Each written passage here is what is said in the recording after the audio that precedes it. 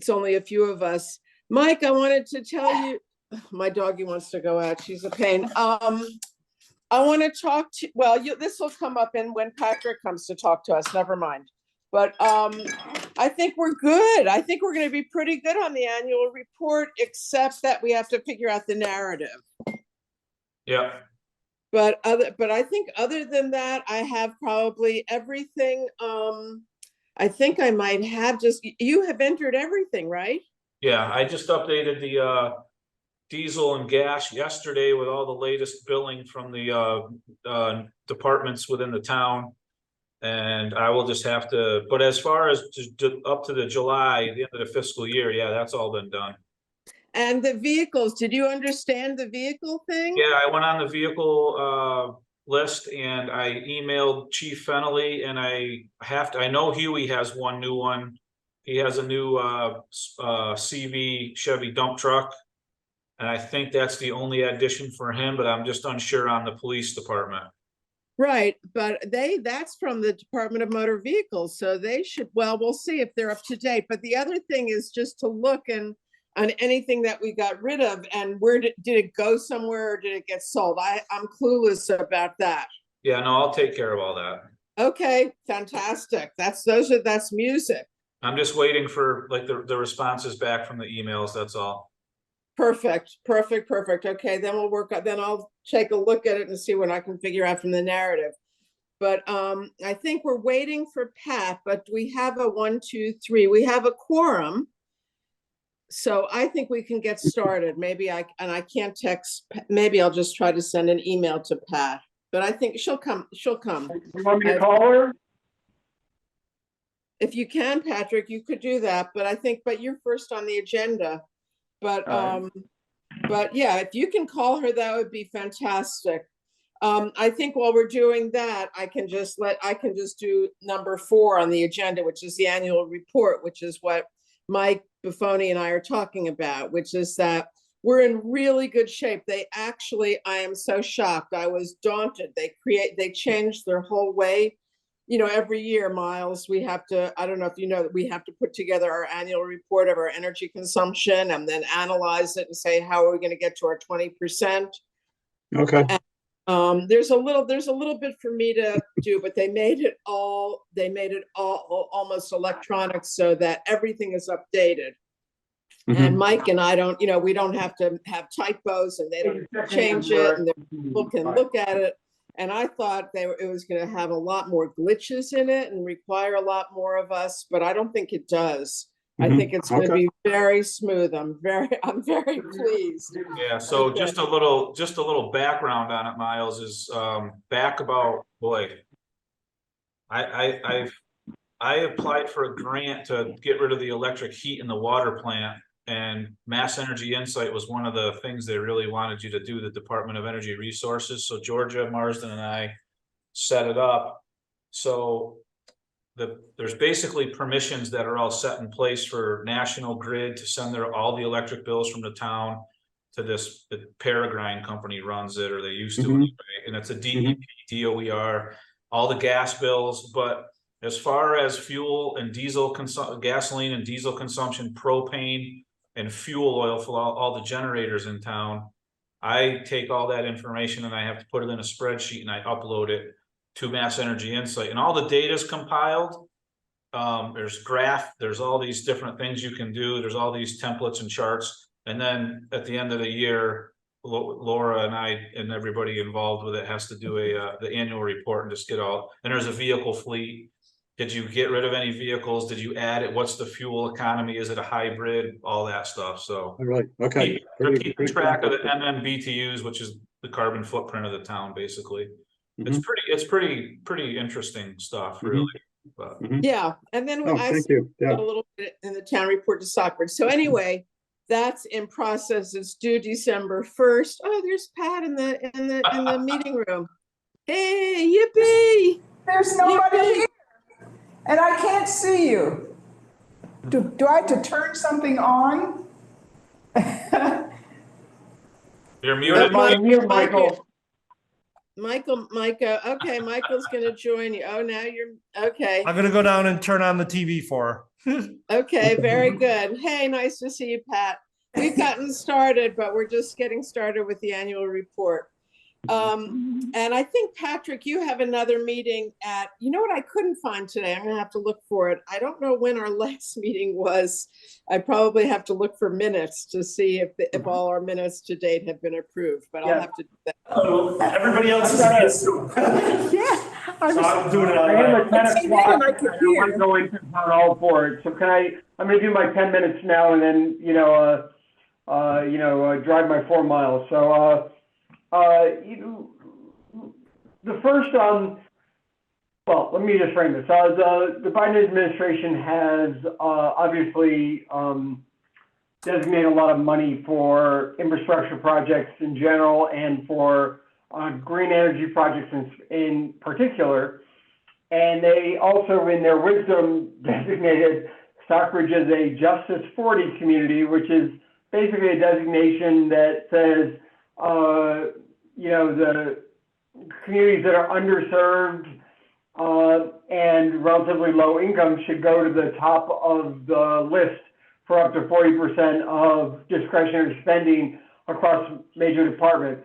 We, unlike a city like Pittsfield or North Adams, our designation, and Michael, if I say anything wrong, just correct me. He knows this stuff way better than me, as does Laura. Our designation is really limited to seniors as they relate to energy costs, and that's our sweet spot. So so in other words, we couldn't apply for a grant for something outside of those areas in terms of trying to get priority treatment. The good news, though, is that we're the only municipality as a town, I believe, with the exception of parts of Adams, west of Holyoke, that got that designation. So it really does give us kind of a bit of an edge in applying for grants. Now, I spent some time at a conference at Holy Cross last week where the Lieutenant Governor and the Secretary of Energy, a woman named Rebecca Tepper, was there. And I cornered Rebecca, Secretary Tepper, in the coffee line and got to spend about 20 minutes talking to her. So I recommend coffee. And so she gave me a lot of insight into both what's coming up and how we take advantage of it.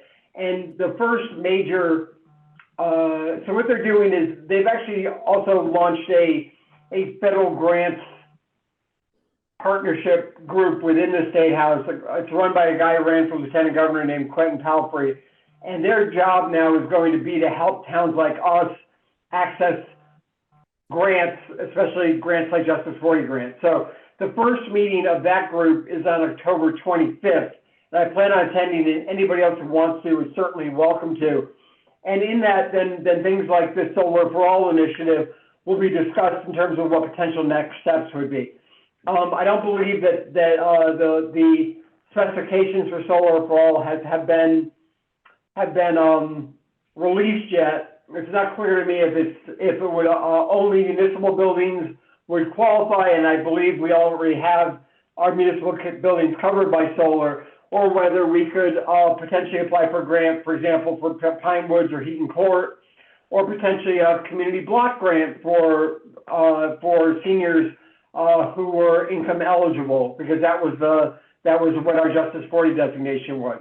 So I don't have a lot of expertise in this, and I'm the first to admit that. I just feel like, what we want to do is we want to be both proactive in looking for opportunities, and also I at least personally plan to try to keep track on the Department of Energy website for other initiatives beyond Solar for All that we might qualify for. I think it's an interesting opportunity related to energy and seniors in the next 2 years as they roll out all this infrastructure money, and that we just want to kind of, put our throw our hat in the ring, or whatever that expression is, to try to take advantage of these things when they arise.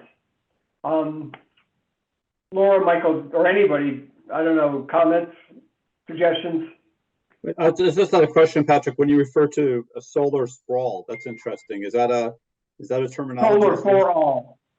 Oh, Solar for All, as I Sorry. understand it, is I like wall, that sounds better, but it has better connotations these days. Solar for All is going to be a federal program. I believe it's funded in the $250 to $500 million range.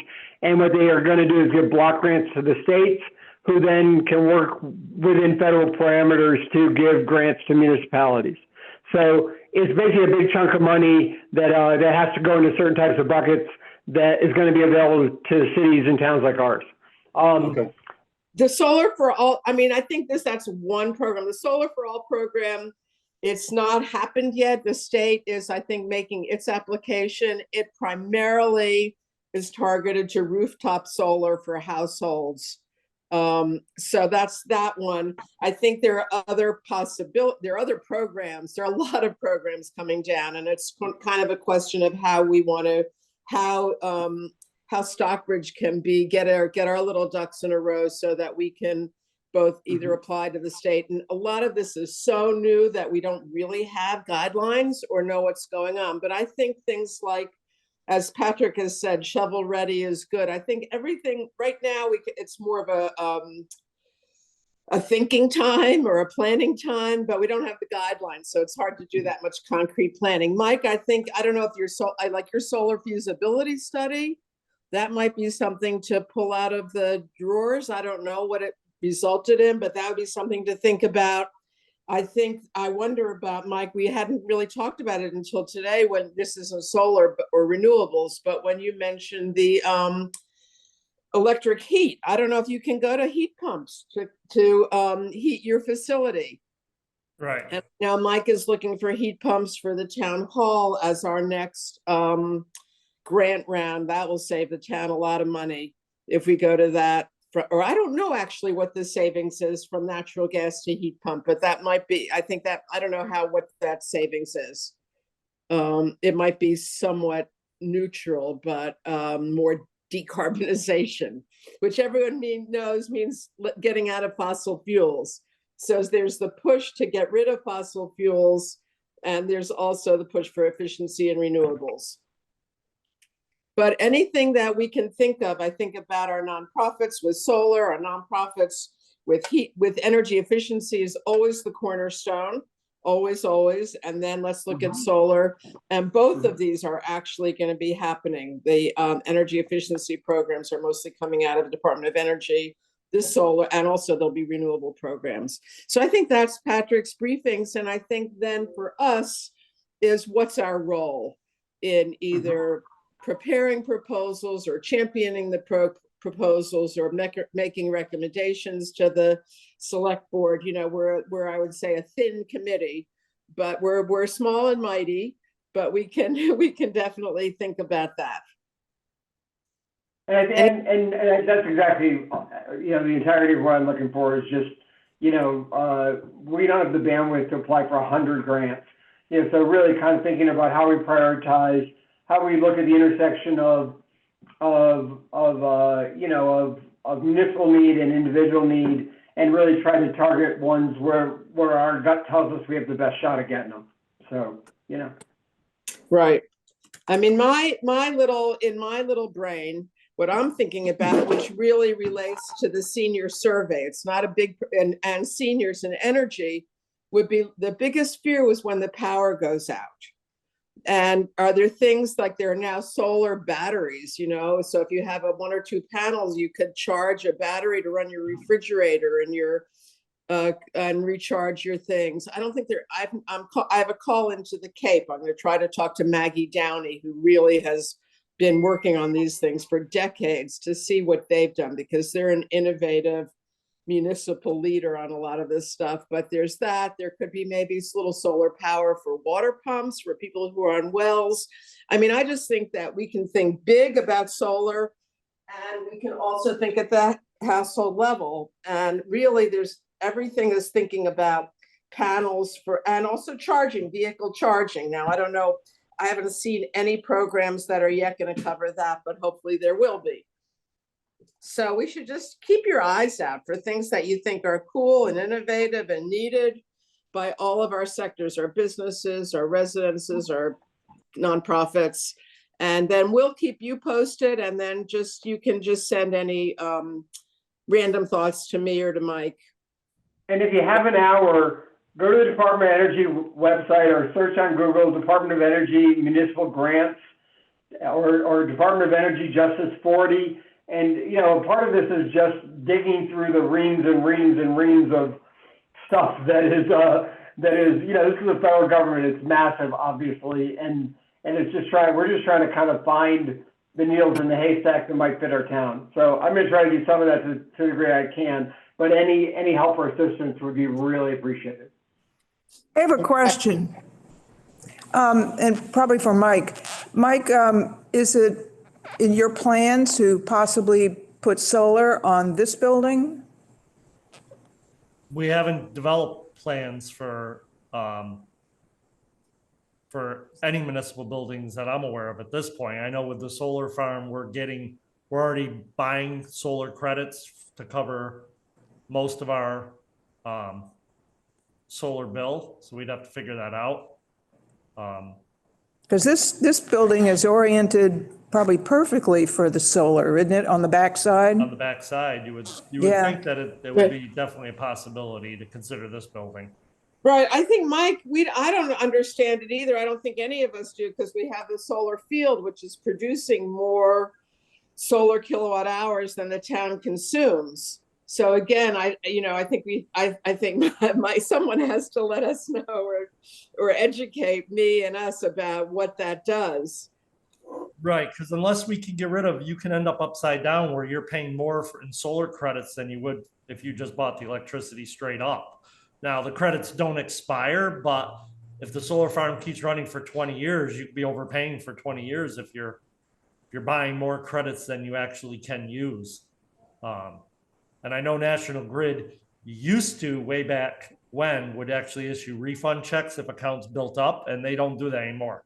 They're like, nope, just leave it on and you continue to pay your credits. So, but there are some programs, yeah, I think we sell the credits back to, I don't know how that works with municipal. I know in the personal setting you can. So I think what Mike is saying, and you'll help me, is that we have this solar array that produces kilowatt hours, but it doesn't just go to the town because it costs a lot of money to do it. It was a three-way agreement between the developer, National Grid, and the town. So essentially, we're buying our electricity still, but we're getting a discount for X number of years, and eventually we'll own the system. Is that correct? No. No. Good. Okay. Tell me. So we purchased the solar credits that are created at the solar farm for roughly 20 cents on the dollar. So that allows us to then take and pay off $1, so basically you're saving about 20% of your cost of electricity on the municipal side by buying the credits at a lower rate. So you buy the credits and then the credits get applied to your bill at the full 100%. But we buy them at 80. So there's the savings. At the end of it, when the solar farm's done, actually there should be conditions in the rest that they basically dismantle and remove the solar farm from it when the panels when it's no longer efficient where it's running anymore.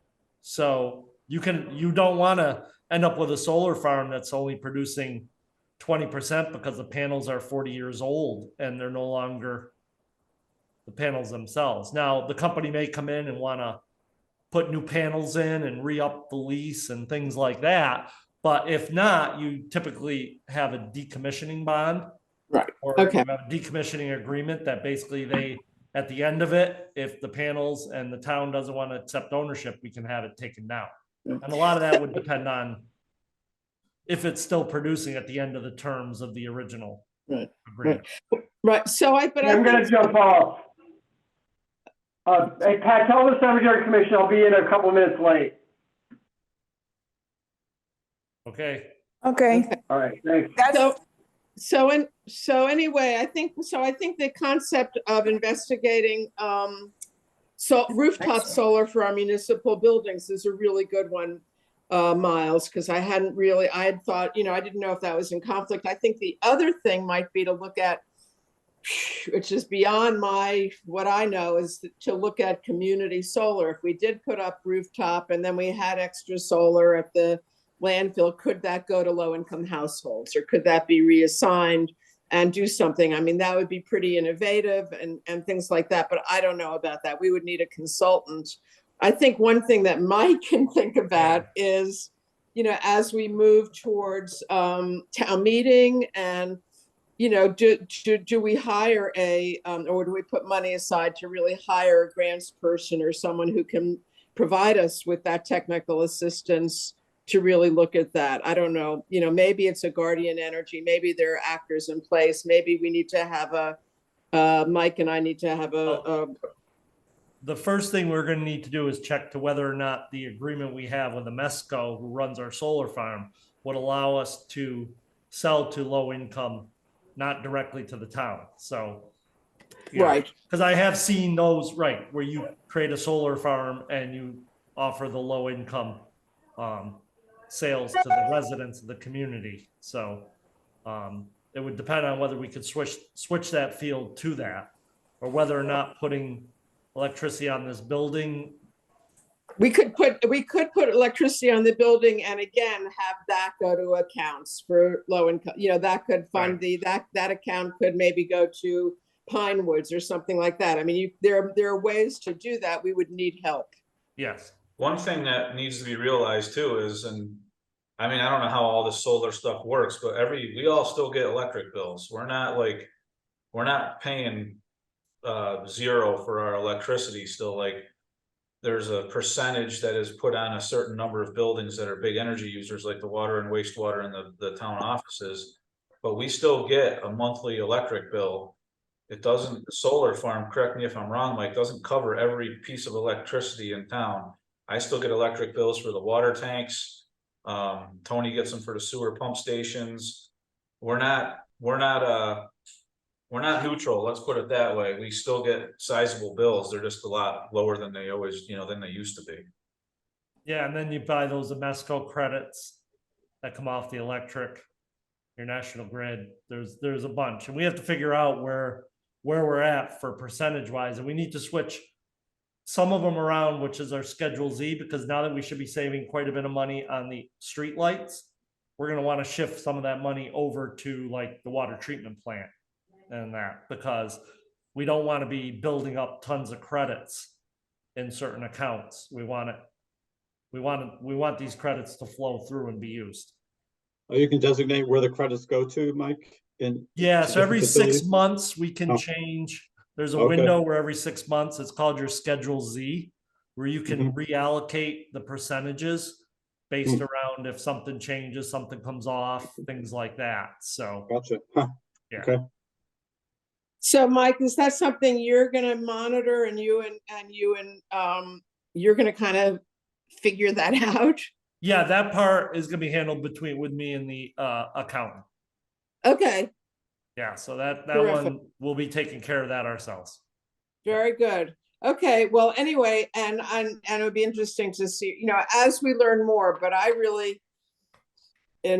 kind of think that the town would really benefit, I think, if we could find the right person to be a grants person, especially on these and other opportunities that are coming down. I mean, I think this administration, from what I've seen, is they're it's the first 2 years before I don't want to say before people get fat and lazy, but right now they're being visionary. They have a mandate. We're going to do this.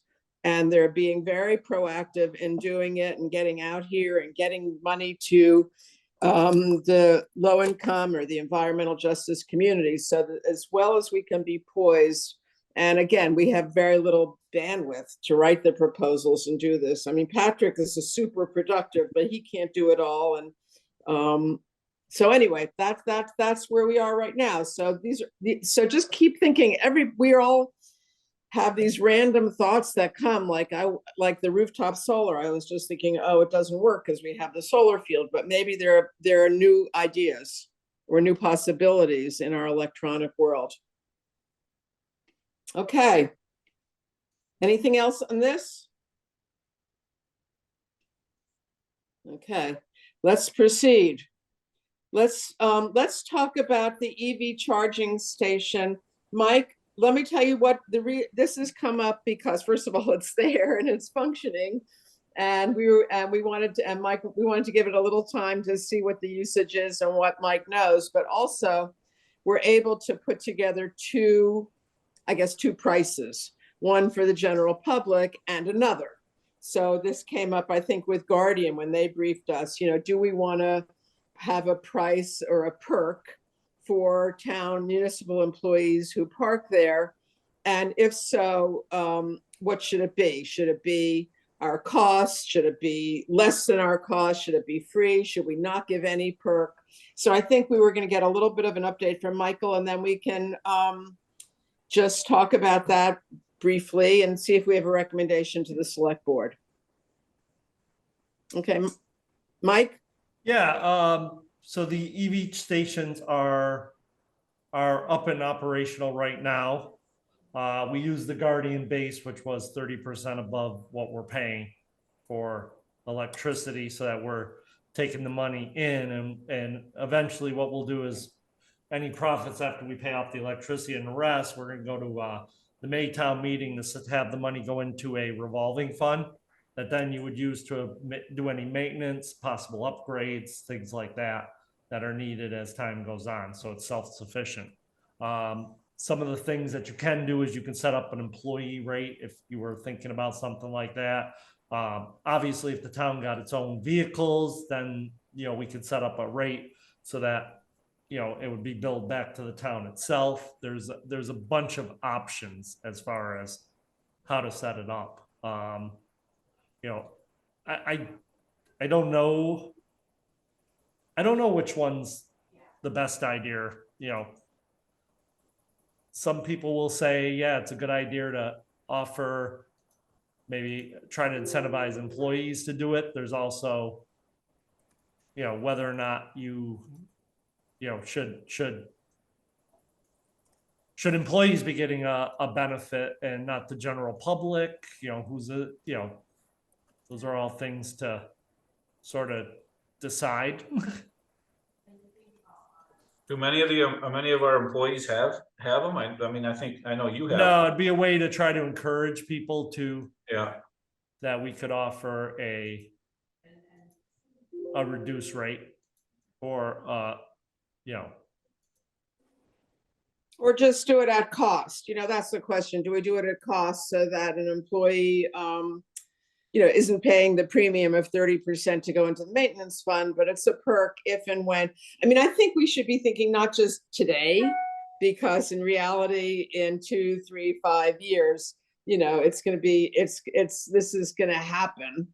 I don't know how many rates we could have. I hadn't thought about the town having electric vehicles. yeah, I think it's a possibility that the town could end up with electric vehicles down the road, whether it's an electric cruiser. The next truck I'm looking at, I want to get a hybrid. I think with the pickup trucks, and the hybrid's a great option. A plug-in hybrid? Yeah. I think that would be fantastic. Yeah, I mean, we don't, like we've had conversations, Mike and I and the commission. I don't need to drive an F-350 around to weed whack fire hydrants or read water meters that gets 8 miles to the gallon with a utility body full of tools. I mean, a small little F-150 or whatever half-ton pickup truck hybrid is a great idea. I mean, Mike, I think, what do you get, like 50 something miles to the gallon with your yeah, my hybrid, I get 56. Yeah, so that's, it's not like I drive a ton. The truck I have is a 2014, and I think I just turned 41,000 miles on it.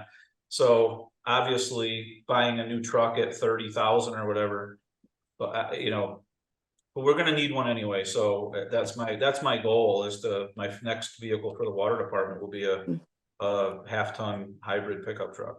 But Mike, I just want to be a hybrid or a plug-in hybrid? So it'll be I understand, I believe you plug them in. Okay. Maybe Okay. I'm not fully don't hold me to that, but I'm pretty sure they call it the Ford Power Boost, and I know it's electric and gas. Right, that's what I have. I have a plug-in hybrid, so I charge it at night. I just plug it in my garage. And in the morning, I have about, I can do most of the time, I can go up to about 45 miles on it. So I can do all my local driving, but if I go to the airport or if I go to Pittsfield and back and then Great Barrington and back, it just switches automatically to gas. Right. But I really don't, so I think that's fantastic. That's great. I don't know if, and I think, I don't know, I think Mike at some points has been thinking about just a general car, a smaller EV or something for town employees, to go to a meeting and you just have Yep. that, which is getting a lot less than you would have to reimburse someone to pay their travel in their own car. You take our little town vehicle, efficient vehicle, and go with that. But I want to say, Mike, is there an ability to just have there, I don't think it's a code, but to put something in and then just not and do that? How would that work with our charging stations? Yeah, there's a code that's set for people that would have that as an option. So right now, it'd be if we establish something to just do it at the rate, so we're not losing any money, then what I do is just set up a code in there. And if somebody came forward and said, hey, I have an electric vehicle now. Actually, we do have one. Cheryl, our accountant, has an electric vehicle. So, Okay. so we do So, have but one that would be person. zero. But then if Mike gets an electric vehicle, is there also a way that he can just plug it in? And it's Yes, just, his would just be plug in with a code that would just not charge at all. And so we can have 3 codes. We can have a public oh, you code. can actually have dozens of codes. Okay, So, great. So we have yes. lots of options. Yeah. So I think what would be good to get from our group, so we don't have to meet every time you put a code in, would just be a general sense of the group of what I would say that there's zero question that it's a town vehicle. We're not going to put in, it's for free. The town pays, right? Right, it would just be charged to the, obviously our electric bill, but Right. that's it. But Yeah. but our gas money, our gas budget would go way down, and we have the electric credits in our I think when people have looked at it, it's when gas is $2 a gallon, it's cheaper to pay for gas. But I think the other issue is that we want to be off the fossil fuels. So is that sort of a no-brainer? I don't want to make any assumptions. Are we looking to try to encourage more users at this point? Is there a business model we're trying to accomplish? I think that I wouldn't call it, I think that when Guardian presented it, I don't know which towns or how many or what they do, but he did say some towns, you set a separate rate for municipal employees as a perk or as an incentive. Mm-hmm. But are they heavily used now, the charging stations? They're starting to get used, but Mm-hmm. It goes on the whole state system, so people are able to identify the charging stations are available. And so once we made them public, they go on to a thing that says. Are they on the map right now? They should be.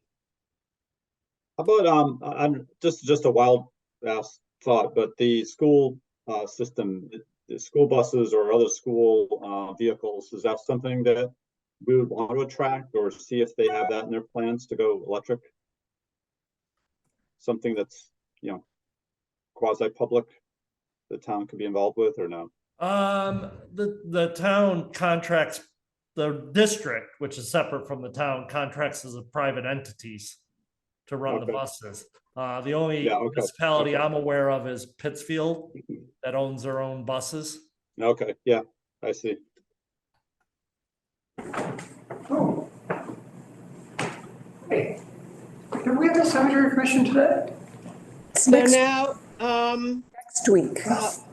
hey, so any opinion on town employees? Let's just do how many people think that let's just do 3 things. How many people think there should be no incentive or no perk, or do you want to talk about it more?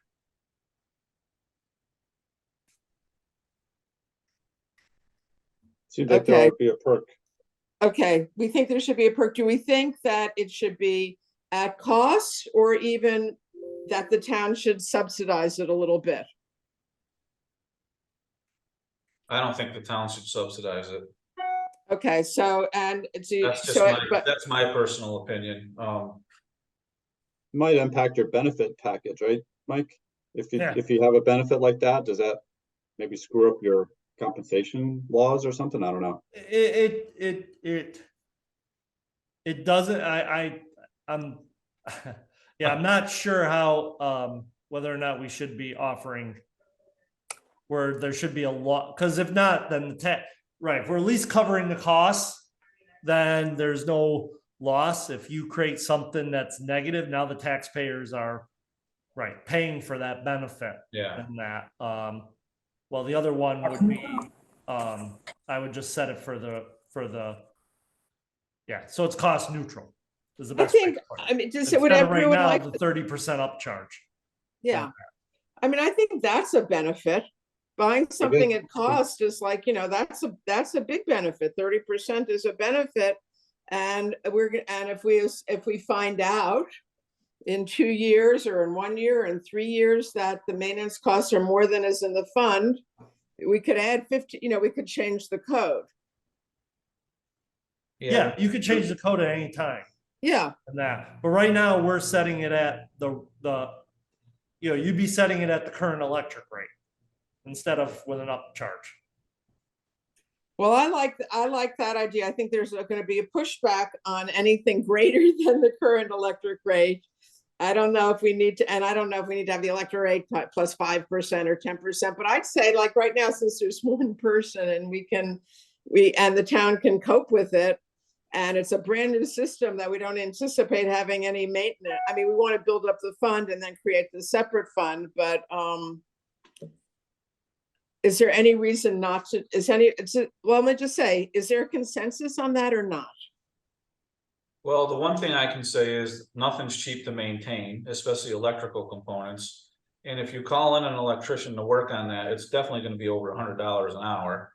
So the first time you get somebody to call in to do the maintenance on it, if we're doing it for just cost or whatever, I think at cost or whatever the percentage over, is fine. I just don't, we shouldn't subsidize, like I said earlier, and we got to make money on it. I mean, I know there's only 2 of them there and they're not fully being used a ton yet, but maybe a lot of people don't realize they're there, but that's my 2 cents. You gotta, like Mike said, you gotta build some kind of maintenance reserve fund or whatever for it and be able to have it self-supporting, which would be fantastic. But now that's my 2 cents anyway. Right. I'll chime in. I think that for the general public, having the, 30% above cost, and for employees just at cost, because just having the stations there is a benefit. They don't have to travel someplace for hookup. So I think that nearness would be a benefit. Yeah, I agree. Okay. Taking a vote. Do we want to just, let's take a straw, I mean, I think the biggest thing is that we can change it. If it turns out that this isn't good, that we can raise it 10% to 5%, 10%, 15%, 30%, whatever we want. And in the short term, there's one town employee. Now, I don't know if that can extend to select board members or whatever who have electric vehicles, but I mean, to me, it seems like I think the employees, it's not going to hurt anybody if we can cover our costs. I think what Mike is saying is correct. You don't want taxpayers to bear that if it doesn't cover itself. On the other hand, if it does cover itself, instead of building up money in that, let's do that. Right now, everything is under warranty. The only issue would be if someone leaves their car plugged in and pulls it over, if they crash into it or something. I mean, those are things that, and I don't know what our warranty package is. But I think we should be in really good shape. Yeah, we should be in good shape, but that, yeah, you know, one of the things is, what is an employee?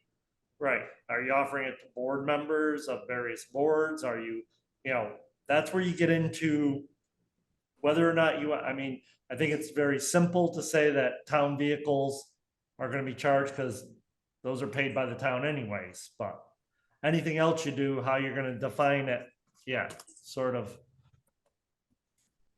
It's something you can choose to do, but whether you want to do it or not, or just set one rate and people, they're available. So the best advantage for town employees, I know myself, when I look at my next vehicle, just the fact that we have charging stations here, and I know I can drive to work, and I have an 8-hour day that I can throw the car onto a charger and then be notified it's full and then go out and just move it. It does make a difference of possibly owning one now. Well, I preferred the hybrid before, so. Right. Yeah. So that's, And it's not gonna make a difference if you offer a rate or not. What it is I don't have to change my electrical outlet at home or anything. I could just pull to town hall each day and charge it. right. Yeah, Well, I think that I don't have any problem with you charging it at cost, Mike. I mean, as long as we can afford it and it doesn't impact the taxpayers, I think that's okay. I yeah, I also just will add that, you know, a couple $100 in lost revenue a year is a de minimis impact on the taxpayers anyway. And anything we can do that helps us with recruiting over the next year, or 5 years, or 10 years, or 20 years, everybody knows that municipal employees are at a premium in Berkshire County right now, and offering benefits to them. This costs us almost nothing. And if it's perceived as a benefit that helps us recruit, it is absolutely worth it. Because look at all of us old people, and it's going to be increasingly hard for the next generation to find people to replace Mike and all the other great folks that we have working in the town over the next 5 to 10, 20 years, whatever it is. So I'll just add that.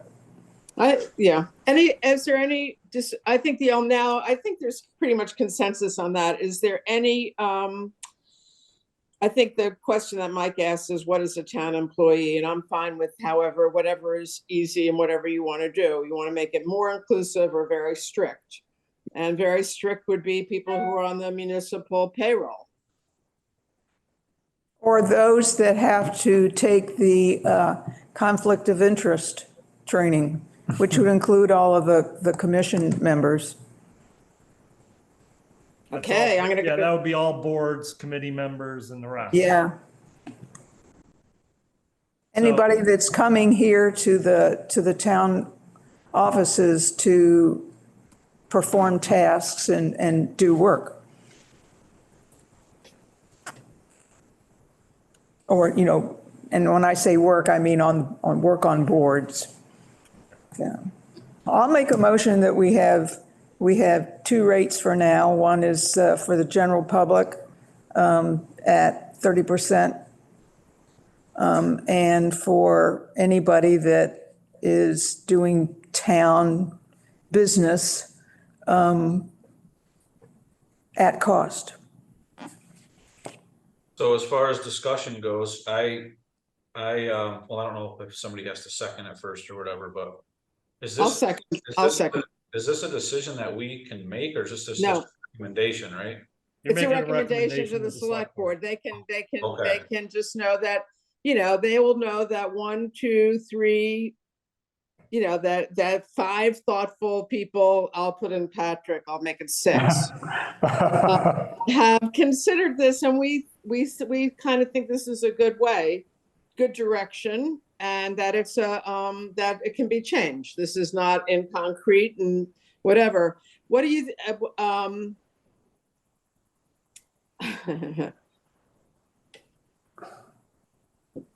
I like Pat's idea. Anyone who takes the conflict of interest, that's a much larger group. I mean, right now, they're not being used. Right now, they're underutilized. And at the point that they get overutilized, then we can change the codes and change the population that's using that code.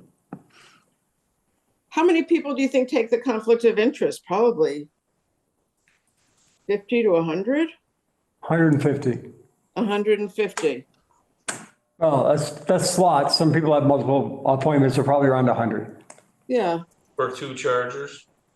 No, No, we have 4 four chargers. There's 4 chargers, 2 stations, but each station can charge 2 cars. Gotcha, So gotcha. there's four stations, and then, so the general public one, there's no code. You just pull up, you come in, you plug in. The other one, we have to give a code to the people that are gonna get the discount on it. So 2 chargers, so there's basically 2 chargers that would be utilized with somebody getting a lower rate with the town code. No, Both of they them. put in the code, so any, Okay. they just, when they go to do it, they put in the code and it changes the rate. Gotcha. It's sort of like having a mobile card at a mobile station. You know, you put in Yeah. your mobile card and you get your discount. Yeah. So you put in your discount and you get your discount on the rate. So yeah, but there are 4. I mean, even though there are 2 stations, there are 4 chargers. So 4 cars. right. 4 cars can charge at the same time. I mean, I think the reason that it works, at least in our, well, first of all, I think I think it's very cool that we're having this conversation, because when we first got them, we were really thinking, and we were thinking mostly of visitors to Stockbridge and bringing people in, and the parking issue. And the second generation was, hey, it's for municipal employees, and this is the direction of the future. But now we're here talking about what should the perk be to all the people who are doing town work or who get this, who are doing this. So it's just, these are the conversations that we have to have. I mean, I like Pat's suggestion. I think it might get some pushback from some people, but it might be that at some point right now it's at cost, and then at some point if we see that either they're, and also it's different, the town, this council, the work that we're doing is mostly Monday through Friday, and then the weekends are still mostly the visitors. So I don't think the toll on the system is going to be that much, the overusage or people waiting or whatever. The one thing I'd be cautious of is if we do, this is just playing devil's advocate, thinking out loud. Good. Do say, yeah, all the people on boards and committees, and there is 100 people, there's 100 vehicles, and there's 4 chargers, and then all of a sudden everybody kind of finds out, oh, we can charge for cost down there. And then it's being overutilized, and there's, people waiting and blah, blah, blah. And then we say, okay, well, we're only gonna just do it to the town employees that are on town payroll. I think you're gonna have a little bit of an uproar. I don't know how many people have these kind of plug-in cars. I have no idea. Obviously we know Cheryl has one, but so I would just throwing that out there type of thing. Once we put it out there, I don't think you're gonna really want to try to pull it from everybody that isn't on town payroll and is a volunteer on a board or whatever. People are gonna be like, you gave it to us, you gave us the option, now we don't have it, and you get a lot more pushback then, but. I think Anyway. that I don't disagree with that, Mike. I think the issue is more of an enforcement one, or at least, or a spirit, a philosophical one, which is you can use it when you're in town hall on town business. And if there's, and that goes out very clearly. And if there's abuse, people are gonna, like if I don't go to town, I have a charge, and most people who have a vehicle have a charger at home. You're not gonna rely on town offices. But if I went to town office and I wanted just to plug in my car, which, to visit, to see Mike for 20 minutes or half an hour, I could do that at cost. Yeah. But I think if that was a clear guideline, and then note that, hey, people are the people who are doing it aren't really are taking advantage of it, then it goes. Would it be possible to do a survey now and ask how many of the people that would go out to the people that have conflict of interest requirements and ask if they've got electric vehicles or plug-in vehicles? I think that Terry could probably easily send an email. She does that with the conflict of interest statement. Yeah, Just say, hey, we're just wanting to find out how many of you, 3 questions. How many of you have plug-in or electric vehicles? How many are considering buying one? How many of you would use the town hall to charge it on if you were doing town business? Do you have a charger at home? I mean, just like very few questions and see what the response is. But I think in the short term, maybe what we want to do instead of waiting for this to all happen, I don't know, is just to make the recommendation to go ahead with the town employees as we consider expanding it to folks who have the conflict of interest. That's what I would recommend. I would second that, Laura, if you're proposing that. Yeah, that's what I'm proposing is let's recommend at cost for town employees. so should I withdraw my motion? No, I don't think so. I think, no, because I think we can just substitute. Yeah, you can withdraw, but I think the new recommendation would be at cost for town employees and explore,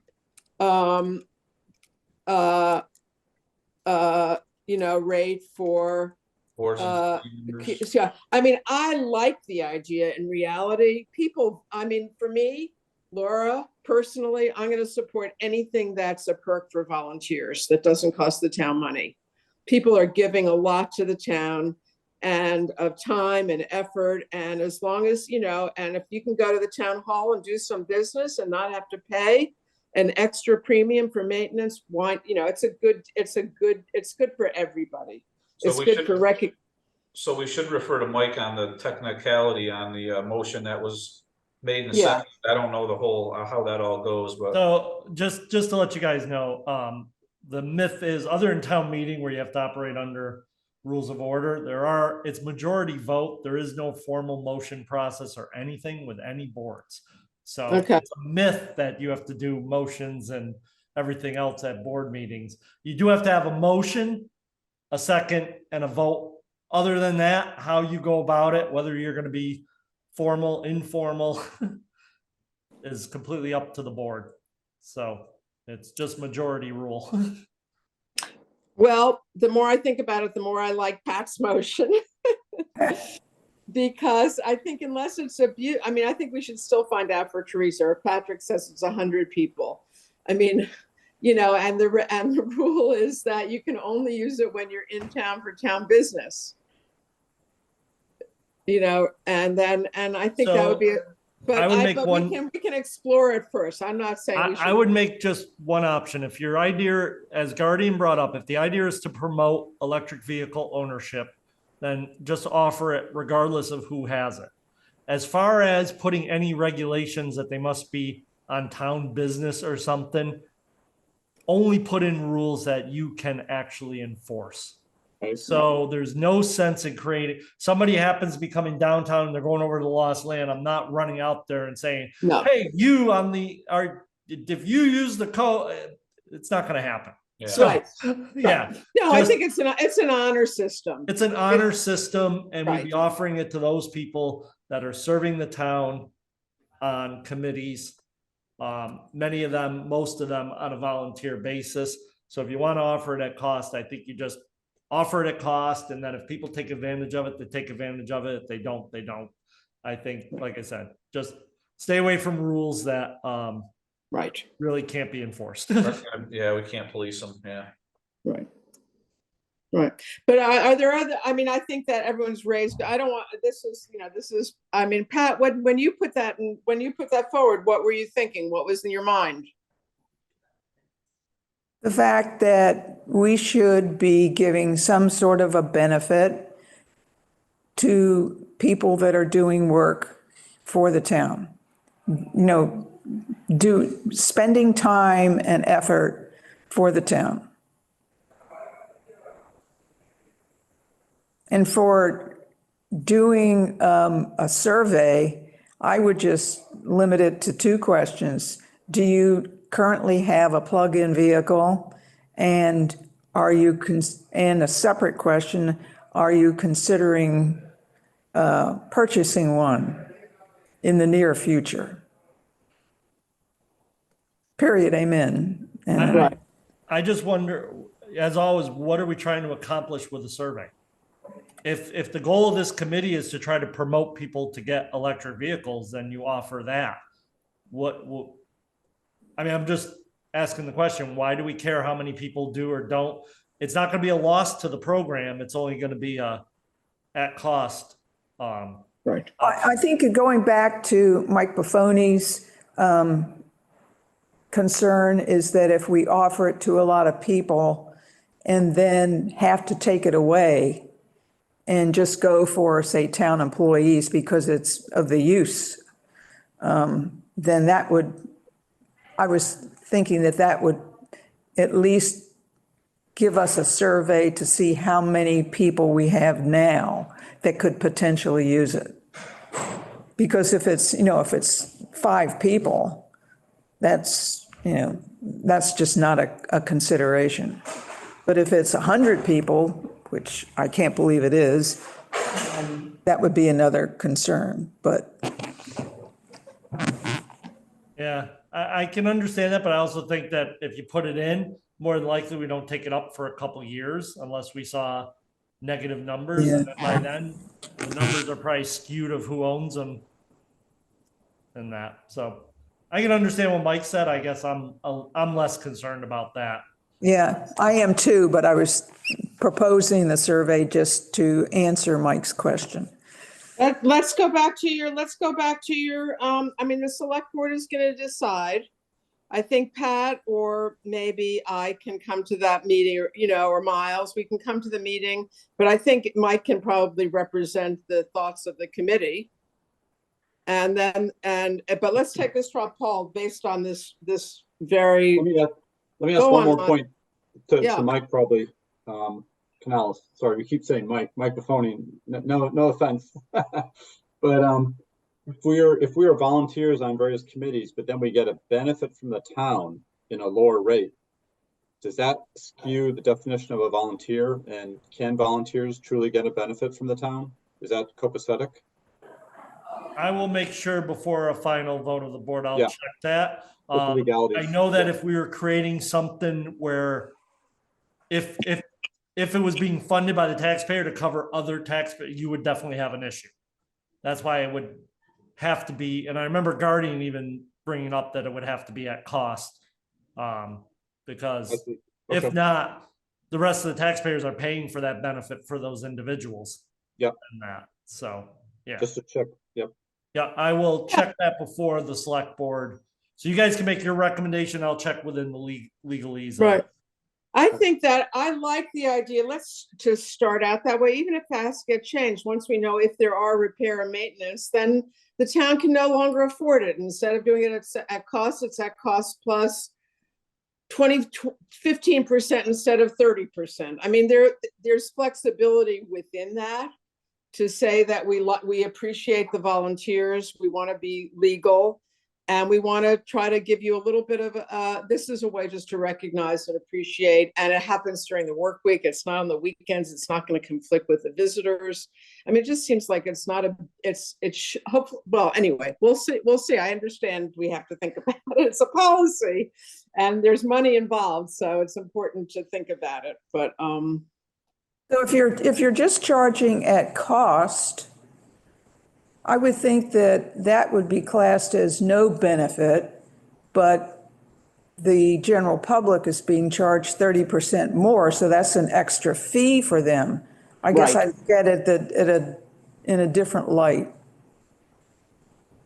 right. They're creating a fund so that it's Yeah. really no cost to the town, because in the meantime, there's a fund to pay for potential for maintenance down the road.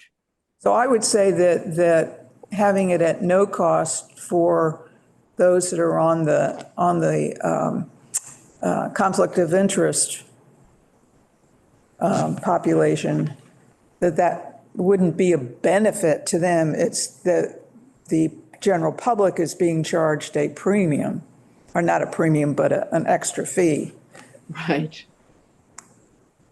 Right. But it is a benefit. I mean, that's it. Yeah. But you're for Mike, he's not paying that extra fee. So that's a benefit. He's saving 30% Right. when he charges his car. So it's a recognition, it's appreciation, and it's a financial, he doesn't have to report it on his taxes. It's just paying the cost. He's not going to get a letter at the end of the year saying, hey, you saved, $60.23 because you didn't have to pay this. And that's the way I'm looking at it. Yeah, exactly. But I think from the individual standpoint, you're getting a benefit.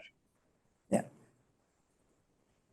I like, what can I say? I think it's innovative. I hadn't really thought about all the people who do the conflict of interest, but as I say, Mike knows this, everybody knows this. We put in, Miles, you're on more than one board. We put in time and effort. If there's something that the town can do that doesn't cost and it says, thank you, why not? I mean, that's what I think. I might be wrong from a, And then if somebody gets off a board after 2 or 3 years or whatever, they get their code yanked, and I mean, does the code get changed or how? you can, and then right. they give it to 5 friends, and we used to have a code on the gate down here at the highway garage, and you would see people down here on a weekend when we would come into work, and there would be like dumping. Every so many years, I could switch up the code. Yeah. And then reissue it to anybody that's on. Yeah. Or, just send out a notice that anybody that has electric cars, we're re-upping the code next July, notify us, and Yeah. So that's just like changing the key. So I Yeah. could actually do that every so often, every couple of years. Yeah. Yeah. Okay. Good discussion. Yeah, very good. Okay. I haven't really taken very good notes, but Mike, do you think you could put this on the agenda and have the Yep. repeat of the conversation with the select board and talk about the issues that we talked about? So, yes, the select board meeting, the next one will be a good one, because I know the 9th, we have a couple of hearings. So the 26th would be a good one. Okay, so you'll talk to Chuck about putting it on the agenda? Yeah, I'm gonna tentatively put it on right now. And that EV rate recommendation. I want to ask you a personal question, Mike. Yep. Do you agree with this recommendation? I mean, if we yeah, vote, this is one that's just a policy decision that it really doesn't. I think it's always around the electric vehicles is the convenience.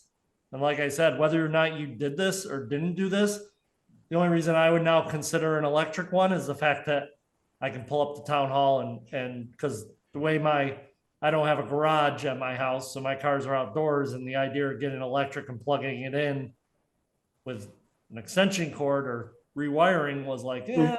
So to me, the biggest advantage is just having them here for the employees. right. Just pull in, you're already at work, just stick it on the charger, get a notification it's charged, move it to another spot, and done. So Right. And I think for the volunteers, I think it still should be for the policy to be when you're in town doing town business. Because little Laura here would be happy to go, well, I don't know if it's cheaper than charging it at home or whatever, but I could say, okay, oh, yippee, I can go and plug it in and I can walk my dog. I can go in and I can plug in and I can go shopping. I can go in and I can plug in, I can do X, Y, Z. So I understand the potential for, if you want to call it abuse or whatever. But I think that if it's on an honor system, then, and Mike doesn't have to enforce it. And there aren't, I think it's okay. Yeah, I just think it's impossible to enforce, so. It's impossible. And if it's Right. revenue, and if it's Well, revenue. we would ask neutral, it's people, not gonna we would hurt ask anybody. them to only use the discount if they're here on town business. Right. I get, yeah, I mean, if we just put that out there, I don't see the big deal on that, but. yeah. Okay. We could always have two codes. We could have one code for the employees and another code for the conflict of interest people. I think that makes a good idea. That's a great idea just for tracking who's Yeah. using, not for anything else, but then you Right. can track it. Yeah, I can set that up. Okay. That's terrific. Okay, so we have that recommendation. Let's just move on quickly because this is really good conversation. Let's see. I want to do the quick updates. We did the annual report on street. We're done with, is there a consensus on this, or you want to take a formal vote? Mike, you can vote no. You can vote nay. You should have a motion and a formal vote, yes. Okay, That's the let's only have it. piece. Let's have it. Well, Pat had their motion that there be a zero, that we at cost for town employees and people who do the conflict of interest trainings, pass that test. All in favor? Aye. Aye. Aye. Aye. Anyone opposed? Okay, so that's our recommendation. I'll try to get to the thing, to the meeting. Anyone else can as well. Otherwise, you can represent the group. That's terrific, Mike. Everybody, thank you. I think we have good. Sorry, Mike, do you want to give an update on the street lighting? Yeah, the street lighting project has been completed. All the paperwork was submitted to the state, to National Grid, to everybody for all the reimbursements that we needed. So everything's done. They're up and running. We really only had the one issue on, it's right by the church on Elm Street going down that street, that we made an adjustment to because it was basically shining in the people's house the way it was set up, and took care of it. So I haven't heard, unless you guys have heard something else, we haven't had really any complaints. No, I haven't. I think it's not noticeable and it's uniform. You don't go down the street and you see a yellow light and a white light and a this light and a that light. I mean, it looks pretty uniform. I think it's fine. I think that's great. I think the only thing next is really to finish the project with Church Street. And I mean, that's 8 lights. And then there's downtown. I don't know what the next step is on that. I think, Mike, you were going to talk to the I can talk to DPW. National Grid about just doing the alteration, switching it over under their program. But once we do that, then we're not going to be taking them over because that cost will now be on any acquisition costs in addition. I don't know if we ever want to own the ones under the road here. I know if I talk to other departments, yeah, we're all a little nervous about the underground because it's such a different beast if you get into breaks or issues or. When the power's under the road? Yeah. Yeah, right. Yeah, we talked about that before in the beginning of the program. Yeah. Yes. Yeah. And that's why we originally only took the ones that were above. Because National Grid just comes in and takes it down. And if all it is affecting a pole, that's us to fine. They're not going to come in and deal with it. And I just think that what we can do is we can request that all the underground be switched over, and they have approved the 3,000. So we could ask them to just switch over the downtown to the new bulbs, which would bring us savings. It just wouldn't bring us nearly the savings that the above ground option was. But I think it protects us long term. So I'll reach out to National Grid, find out what needs to be done about that, and then bring it back to this committee. Very good. I think that's good. I mean, we're not gonna, I think if we were gonna buy all the lights, we would have done it. We didn't do it because, well, I think we wanted to see how it went anyway and how the light was. But I think if the issue is still the same, having going to 3,000 and getting the greenhouse gas emissions and the dollar savings, whatever they are, is worth it to do it. I mean, I think that makes sense. And Church Street, I think the DPW has to look at the base of the fixture and come up with get a pattern on the base and then send it so they can look for a fixture that can replace that. Is that correct? Yeah, that was the last I saw. So I gotta get, we'll get that at some point and we'll deal with Church Street, you know. Okay, I mean, do you think that, I mean, I want to push back a little bit, but I've been trying to move this forward for a bunch of months. And is it just talking to Hugh at the DPW first to say, can you get the pattern of the bolts, and then sending that to the light fixture people? I'll make sure Hugh's aware of it to get over there and take a look at the bulb thing. Yeah, Okay. the bolt pattern. To try to Right, figure out. whatever it was, I don't know, I don't understand the issue. It's Yeah, beyond it was my, the bolt pattern to try to see if any of the current fixture options that are available would work. Or if they're so old, they don't have a standard one, and therefore we'd Right. have to re-pour bases and right, everything else, which right. will It's just a drive up couple the of poles. cost. It's just a couple poles, Mike, that don't work there, right? Or was it a lot?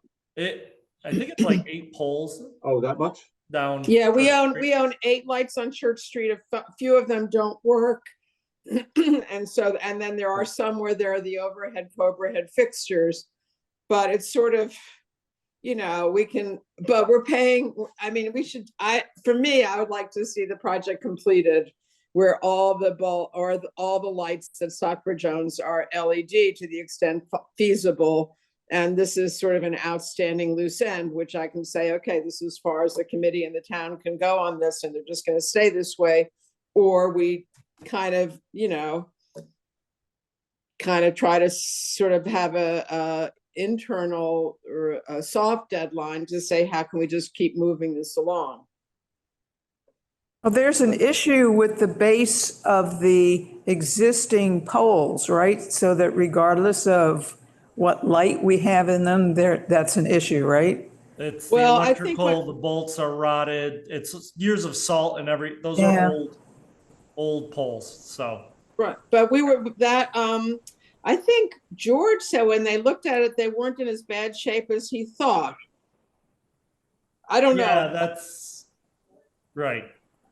I know at one point he said that. I know Kamali, who had looked at it, thought they were in poor shape, and some of them, there are different degrees of just, yeah. So But it's I mainly think, seeing what our to options are. the extent that we have money remaining. No, to we look don't at- have money remaining because after we submit for the reimbursement, we didn't get you don't end up getting the full 62 unless you have to minus off your rebate at the last one. So Right. I thought we Yeah. had money remaining from the 15,000 that the town appropriated for this. there is some money there, but there's not. I can tell you that in a moment. So if you Okay. want to move on to some other, I will look that up because I can pull that up. I mean, I think that, if we can, at least if we just say, well, we're not going to do anything, we're not going to know the problem and we're not going to go to the solution. I'd say we should just at least know what the problem is, and then we can figure out the solution. Okay. So that would be one thing. All right, let's go on while Mike looks at that. The municipal aggregation, I think I can give you a Could little. we go back just a second? What about the old decorative lights on Ice Glen Road? Isn't that the same situation? Yeah, I think there's a couple lights down there, and there is a possibility that a homeowner might be looking to replace them. So Because there are what, 4 lights down I there? believe there's 4. Yes. I don't think any of those are working. No, they're not even working. Period. Right. So I thought that pretty much the decision was we're not going to try to retrofit them. They're not really street lights anyway. They're decorative household lights, and the town is going to either have to take them down or whatever. I mean, I think that was I would think we would want to take them down, because having lights that are there that aren't working is sort of ridiculous. I don't disagree. And if there is a property owner that wants to keep a light that's maybe on their property. There's a person interested in getting all 4 of them back up, but wants to do the historical lights. So if it becomes an issue where somebody wants to do a betterment in their own area, I'm not really gonna stand in the way of it, but, you know, we'll see where it goes from there. Church Street are our active lights that have an issue. Yeah, So after all closeouts and everything else, we have $904 remaining in our streetlight account. That's from the 15,000 that the town appropriated? Yeah. We paid George Woodbury and we paid for the light purchases through that. And then Okay. everything else through the other one. And For the then they grant. minus off the reimbursement off the grant. So, yeah, So we have what, 932 left? $904.98, 904. Okay, which might do a poll. So, right, it won't do anything, but it might get someone to look at it, whether it's Kamali or someone else. I mean, I think, I think an assessment of Church Street we need to do, otherwise we're just, yeah, we need to letting figure us- out a plan and then bring it to town meeting and say, here's the 8 poles, there's a replacement option, here's what we're looking to put up. So, exactly. Are the 8 lights that we own on Church Street, the top hat style ones? I know there's like 4 of those down there, but do we own some on the telephone poles too? Because those are the decorative ones on the side of the street. I remember when those were the put. decorative ones are the ones that we own. That's my Yeah. understanding of it. There's 8 of them down there? Mhm. I thought it Wow. was 8 that we own on. I didn't realize there was that many of them. And remember one got broke off by a truck and it got welded back together right near the Nomkeg's cow fences there. Mm. But anyway, I didn't realize there was 8. Well, Mike, can you talk to Hugh and come up with a little game plan to assess that? Yeah, I'll work on that with Hugh to get something together for it. And that there's some much bigger projects right now that are our priority. I For the understand highway. that. I know. Anyway. I mean, I would say there are always going to be things that take higher priority. So it's a question of how to just move, you know, how to where and when to do things. Okay. We'll monitor this. Okay, the municipal aggregation, is anything left, anything else on the streetlights? No. Okay, for municipal aggregation, I think the biggest thing is that our plan from Colonial Power has written a plan, all the hearing times and everything. We did everything that we were supposed to do as a town to give people time to comment on it. It's been submitted to the DPU. Historically, before the new administration, the DPU has been sitting on these things. Now there's an intense, I would say, consensus among every town and everybody that this is ridiculous, and the DPU needs to move forward in a more timely fashion. I think I just read somewhere that their more timely fashion sounded like a plan or policy in place that was going to even be more tedious and take just as much time. So hopefully that's going to get resolved. So I don't know what's going to happen. We're hoping that I think the piece right now is just to every time we have a conversation with someone at the state, which I don't really have, is to say this is important, or with our reps. I mean, they know it, but it doesn't, I don't know what's really going to happen. But we have to wait now to have our plan approved. Then we can go out to bid. That will be an important time for the committee, just like with the charging stations, to at least make a recommendation to the select board, because we can decide or that they should go out to bid for 2 products. You know, one which is either the minimum amount of renewables that's required by the state, or the minimum amount plus 5% or something, and another product which is maybe 100% renewable or 75% renewable, depending on what we want to do. So they can do that, and we'll have to get together Colonial is very transparent. I mean, they'll show us what all the other towns have done for what they have and what their rates are, so that we'll be in a position to think through some of those issues and what we want to do. But I think we have about a year to go before we face that issue. Well, we might even have longer. So if you've been paying attention to, DPU has changed the guidelines on municipal aggregation.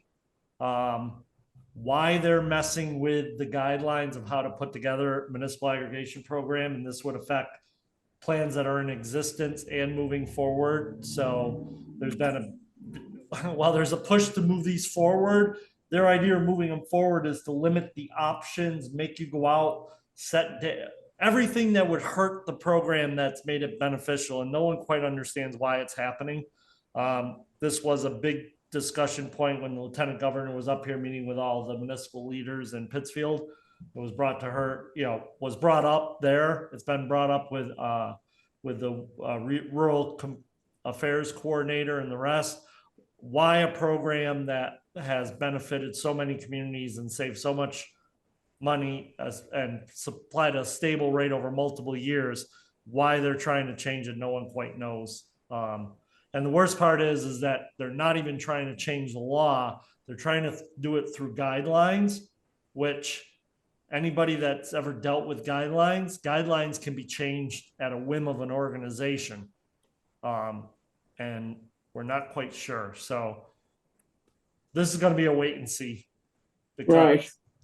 Yeah, they might be messing with the program in ways that, we're not sure. So right. I've been in touch with Colonial Power. They we submitted a letter of support as a newly applying organization, did it with the Berkshire managers groups and others to say, just leave this program alone and make it a quicker application process since you're using the standard contract they vet the 3 companies that are allowed to do this. So I think it's 3 or 5 companies that can do it. So it's strange what's happening right now. Not quite sure. Hopefully I have some more information coming forward, but this will be, unless things change, we're looking at 18 to 24 months. We just got the letter, the big news card in the mail for West Stockbridge from the aggregate over there, and that you probably set up years ago, Mike, and we're going from just under 10 cents a kilowatt hour, I think, to 15. And next month, I think November it starts. So they're coming up even in the aggregation, but still it's a lot less than 30 cents or whatever people are paying here in town in Stockbridge. Right. Right. I like to. Well, I think our rates have gone down now. It's been 6 months. I think they went down quite a bit. It's not 30 cents anymore. Right. It's, I think, more like, 17, I think it's like something like that. But it came way down to like sort of more like what it used to be. Okay. I'm gonna, I have to look. I don't know when our last meeting was, or if I did minutes, or if they've been approved, or if they've been submitted. So I know I might be a little bit remiss in our minutes. So I will look at that, and I will do some minutes for this meeting, or some notes. I'll do my best. I haven't been, it was a good conversation, but I wasn't able to really do it all. So always feel free to inject clarifications or edits or important points that you think might have been missed. Anything else? I thought this was going to be so quick, and now it's been a long time. But so I want to what can I say? Can I say thank you? You can't say thank you enough. Thank you is a renewable resource. Anything else, guys? Nope. No. No? Okay, Mike, I'm going to see you tomorrow morning, but I have physical therapy at 8:30. If everything's on time, I'll be there at 9:30. Otherwise, I might be a couple minutes late. All right. Do you want to make it later in the day? Because I do have, I have a DCR coming up about the docks, a Zoom call at 10. If I can be there at 9:30, I don't think this will take us more than 20 minutes. All right, that's what we had. Yeah. Yeah. If you are, let me try. I should be able to do it. If she takes me on time, I'll be there before 9:30. I'm just saying, and if it runs late, we'll do something later in the afternoon. I'll send you yeah, an 'cause my email. afternoon is free right now tomorrow. So, Okay, yeah. very good. Yeah, I'd All like right. to just do it and get it over with. And then the other thing is, and Mike will continue to go back and forth on the annual report, right? Yep. Okay, and I heard back from Cheryl on the solar production, and I heard back from Jennifer White on the building stuff. So I think everything should be there. We'll just kind of plow along, and then I don't know how I give it to other people. I think the narrative I'll send out to everybody or something so that people, because everyone else can't really see it. It's all online and it's read only. So Mike and I'll try to figure out, or Mike and I, or however many Mikes there are, how to get keep other people in the loop on what we did and how we're doing. I think we're doing okay. We don't see really any savings from the solar yet because it really didn't get finished until after just about whenever, after the reporting period. So that'll be some savings, and we'll see about the other stuff. And as we replace vehicles, our vehicle stuff should go down. That's exciting. Yep. That's very cool. Okay, anything else? Think about renewables and good. I mean, as usual, a good conversation. I much appreciate it. And I hope it's a good use of everybody's time. Always. Yeah. Thank you, folks. Okay, Thank you, Yep. Laura. All right. okay. Pat, good Take care. seeing everybody. All right. See you in the coffee shop, Miles. Yep. Bye. All right. Thanks, guys. Okay. Bye. Bye-bye. Bye.